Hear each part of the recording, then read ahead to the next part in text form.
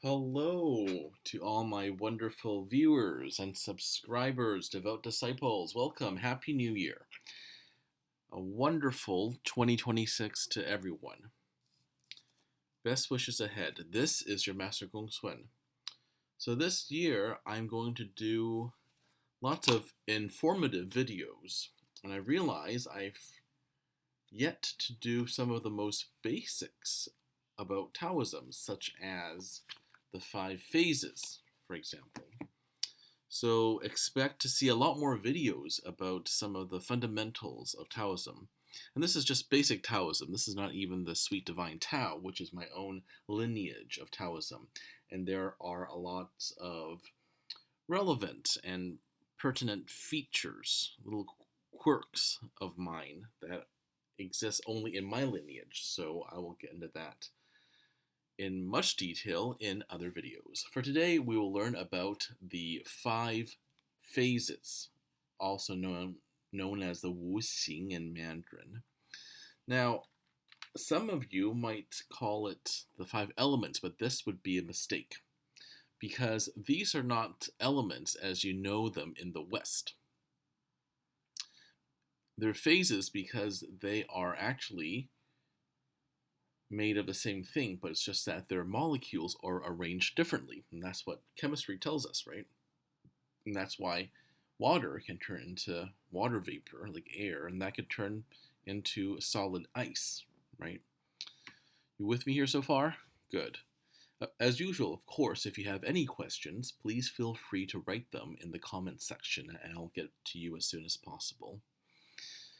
Now, these elements, they arise from the combinations of yin and yang, actually.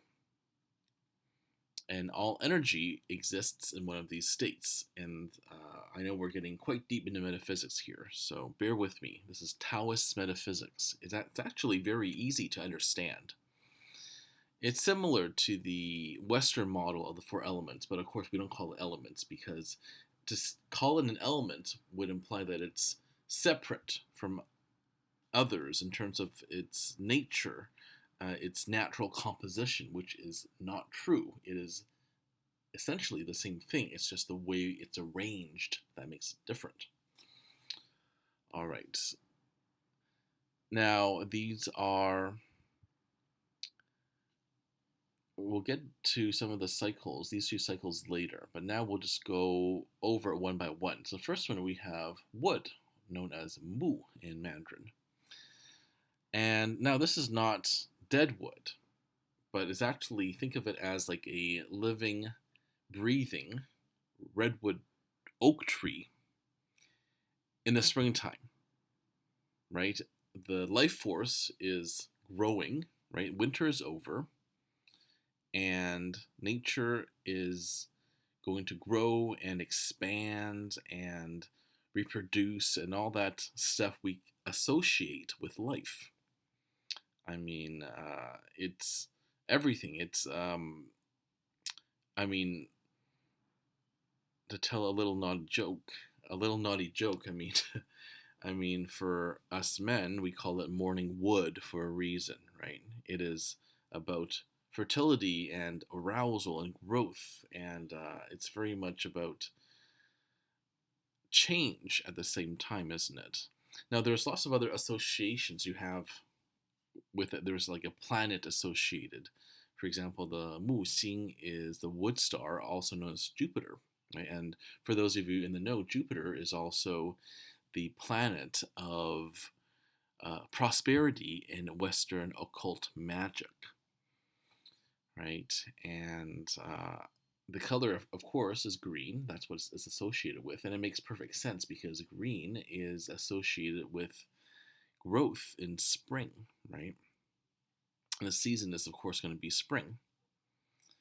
And it also has eyes and sight, and even the index fingers is associated with it. And it even has a special animal. It's called the Qinglong. It's called the Dongfang Qinglong, meaning the green dragon of the eastern direction. And I'll teach you this in another video, but it's quite fascinating how we also have, in Taoism, we have guardians of each direction as well as one in the center, which we'll get into in another video. Anyway, so it's supposed to be a very spontaneous kind of quality, but too much wood can make you kind of like foolish, right? Or almost like you're being too open, like to be read like an open book. So that's not a good thing. So, and this can be applied to personality as well. And when I do a section on the 8 pillars, the 8字, right, which is a part of Chinese astrology, I mean the 8 characters or 4 pillars, 4处 or 8字, we will talk about this as well. All right, next we move on to fire. So as the wood expands, the energy becomes more condensed and excited, and it becomes hotter, and then until finally spring becomes summer, right? It becomes a flame. So we have the Xing, or the planet known as Mars, or the fire star, and that's associated with this element, or no, I shouldn't call it element, with this phase here, right? And there's also the guardian of this direction. This is the direction of south, and the guardian is a red bird, kind of like a red phoenix, like, yes, like a really, like a scarlet phoenix. And in our body, this phase rules the heart, and also the tongue and the sense of taste, and the middle finger as well.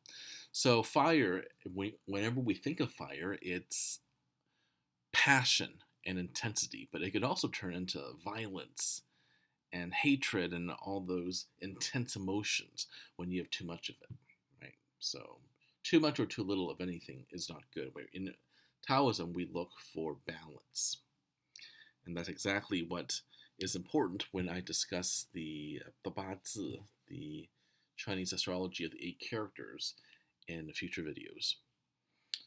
And you can tell I'm actually going in order of the what we call the xiangseng, the generative cycle, right? So one gives rise to another, whereas eventually it just becomes itself over and over again, right? So you can see how the next one is earth, and how when the fire cools, and what happens when the fire diminishes, right? You have the embers, we have ashes, right? The energy has stabilized, and it's actually pretty calm at this point. It's steady and stable and fertile, right? Because the soil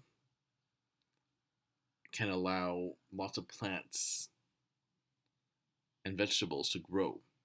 So here we're very stable, right? Which makes perfect sense, because those who are, even in English we say down to earth, right? Who's down to earth, right? So we transition into late summer, and when in almost into autumn now, right? And it's time for harvest. And if you think about it, it also makes sense for those of you who know Mandarin. Saturn is Tu Xing, which actually means ground star, right? So it's slow, like the Earth turning around slowly, but it's very dependable, very reliable, and these are very good qualities in a person with strong Earth characteristics, right? And it can be manifesting as honesty. And of all the organs, it rules the spleen and the pancreas, and also the mouth and the thumb. And of course, the color here is yellow, right? All right, so what happens when the earth, or the soil, or the ground, keeps on cooling, right? It becomes denser, it becomes even like hardened, right? And that turns into metal. Its planet is the Xing, which means, literally, it actually means golden planet, but it actually means Venus in Mandarin. And metal is very logical and rational, And we have finally turned into autumn. Now it's time to harvest. And in humans, the organs it rules over would be the lungs and the large intestine, as well as the ring finger. And the sense is smell. And we have a special magical beast associated with metal. It is the 西方白虎, which means the white tiger of the West. And of course, its color is white. This, of course, is associated with sadness and depression. In Eastern Asian culture, the color white is used for mourning. So if you go to a traditional Japanese, Korean, or Chinese funeral, you will see mourners dressed in white if it's a traditional funeral. Sometimes they mix it, and they mix elements of the Western funerals, and some dress in black. But traditionally, the color of mourning is white, and that's why it's also associated with sadness and depression. All right, so then you wait long enough, what happens? Metal would change, and it becomes dense, and it turns into the opposite, right? These heavy metals become unsteady, and they begin to even give off particles of like decay, right? Rusting. It becomes water. Water is cold and moist, and in our planet, it's called, in terms of the planetary system, in our solar system, it's in Mandarin, we call Mercury 水星, meaning water star. And water is, well, of course, it's actually a place of nurturing of life, because that's where life emerged. The ultimate fluid from which we all came from, right? And here we have arrived in winter time, right? And even though it might be still and even dead, right, we are waiting to return back to spring, to the wood. It's latent, it's dormant, it is hibernating, but there is still life, there is nourishment. And in humans, this phase would rule the kidneys, and also that includes like the sexual function and the little finger, the ears, and its magical beast is the black tortoise, and of course it rules the north, right, because of the North Pole. And think of it this way: North Pole in winter, right? It's always wintry in the North Pole. So these are very important. You don't necessarily have to memorize them, but if you look at them, study this chart every day, you will eventually have it memorized. It will be ingrained in your head. Anyway, so I talk about the generative cycle, right? And it makes sense, right? There's also, because energy, they generate each other, or they can actually subdue each other. Now, this is not a correct translation. Here, I would translate 相克 would be subduction, because it doesn't destroy anything. Because nothing is, according to physics, even just basic physics in high school, energy is neither created nor destroyed, right? So that the opposite of generative, I would say, is not destructive. And I wouldn't even call it generative. The better word would be like, what's a better word? Conducive, like helping. And this is like subduction, subduing. Yeah, that's what I would say. Anyway, so we just have to know that how this helping cycle here, one phase gives rise to the other. And conversely, in the what I would call subductive cycle, you could see how the 5 phases would subdue, or a better word would be would conquer one another, right? So for example, wood. Wood conquers what? Wood conquers the earth. Why is that? Because trees would soak up all the nutrients from the soil of the earth. It would drain the earth of all its energy, right? All its nutrients. And in turn, earth conquers water. Now, why is that?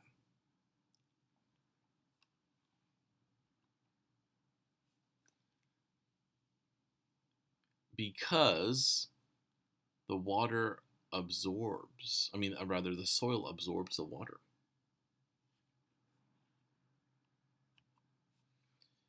And in turn, water, this one's really easy, water douses fire, doesn't it?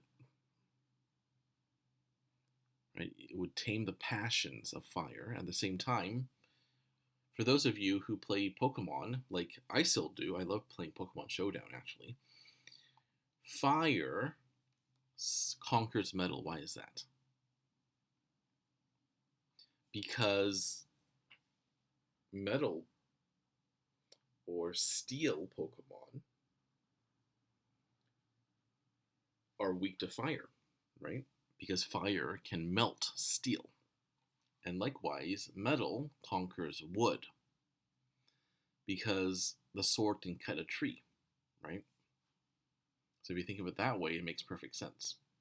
Now, I know it takes a while to get it all in your head, so just feel free to rewatch this video and think of ways in which you can memorize this better.